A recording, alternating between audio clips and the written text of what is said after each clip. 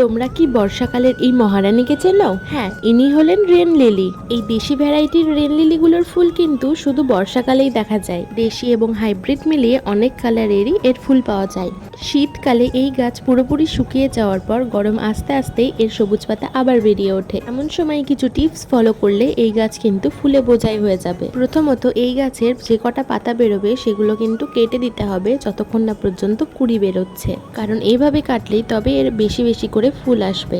তোমরা কি জানো এই গাছের একটা বাল্ব থাকলেই তোমরা তার থেকে অনেক চারা তৈরি করতে পারো। এখানে আমি এই সামনের মাটির টবটা থেকে বাল্বগুলোকে আলাদা করে এই দুটো গ্রো ব্যাগেও লাগিয়ে দিয়েছিলাম, এবং মাঝে মাঝে কিন্তু এই গাছের পাতা আমি কেটে দিই এবং তার সাথে ইউজ করি কিছু খাবার, ভার্মি কম্পোস্ট, গোবর সার, কিচেন ওয়েস্ট কম্পোস্ট, এমনকি লিকুইড সারও দেওয়া যেতে পারে। আর হ্যাঁ, বৃষ্টির সময় এই গাছকে কিন্তু অবশ্যই বাইরে রাখতে হবে এবং তোমরা বৃষ্টির জল স্টোর করে রাখলে অন্য সময়ও এর ফুল পেতে পারো। এই তো।